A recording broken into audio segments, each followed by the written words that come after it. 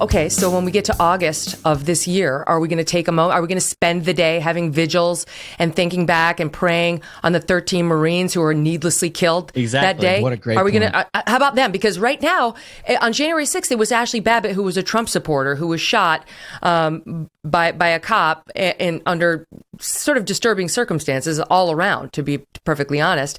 And she's the only one who was actually killed that day as a result of the rioting, other than the folks who died, who had heart attacks and so on.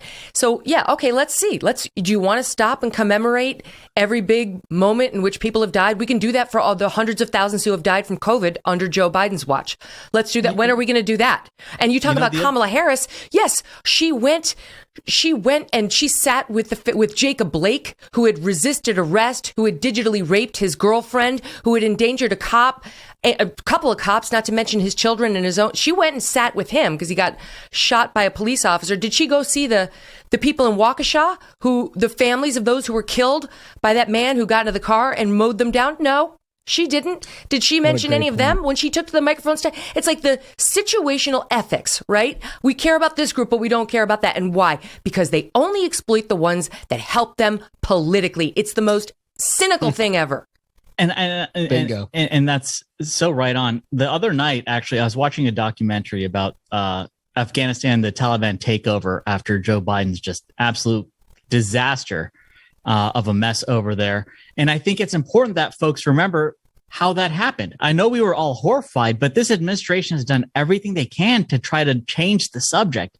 They don't want anyone to remember that we had 13 soldiers killed. They were needlessly murdered. We gave up Bagram Air Force Base. Yeah, his decision-making led to their deaths. And his only answer was to drone strike a van full of kids. Right. That's all he's accomplished. Like the fact that lowered America's standing in the eyes of the world so much that it's no coincidence you're seeing issues around the world where China's been emboldened in terms of looking towards Taiwan and Russia's and Ukraine, because everyone knows globally America's standing has gone down significantly. And that's why the Biden administration wants to change the subject. That's why they want to talk about anything except their accomplishments, because there haven't been any. Right. It's only been disasters. Mm-hmm. It's a chance to change the subject. And as the Democrat leadership goes, so goes CNN and MSNBC and all of the other mainstream channels. You know, they're like, yes, I don't even know if they are genuinely as horrified as they say they are, in addition to seeing a ratings opportunity, or if it's just pure commercial opportunity. Like, I genuinely don't know if they believe what they say when they compare it to 9/11. I saw a tweet that was resurfaced recently from January 7th of last year, where CNN, their comms shop, tweeted out, "Yesterday was our highest ratings day ever." Yeah, exactly. Which is 100%. That's the motivate. Like, can you imagine if Fox News had done that on 9/12/2001? Oh, God. My Can God, you my imagine? Like the insensitive, if this really were a Pearl Harbor, if this really were a 9/11, CNN, even their dumbest publicity person, and there's a lot to choose from there, even their dumbest would know not to do that. They knew it wasn't that bad. It was not. Listen, I'm not trying to downplay it, but I'm actually kind of sick of people having to say that too. You know what I mean? Like, I listen to a lot of even conservative podcasts are like, no one's been harder on January 6th than I have. And, I would, it's like, all right, could you just get to the point? Like, they're afraid of getting criticized by the mainstream or by the Democrats for like not being sufficiently outraged about January 6th. Just stop it. Stop pandering to these people. You'll never be outraged enough to satisfy them. That's the way it is. And that's the way it's always been, Megyn. So, I feel like the way that we've dealt with it at Ruthless is we addressed it and we said, anytime the media tries to bait you into a conversation longer about January 6th is a day that you're not winning.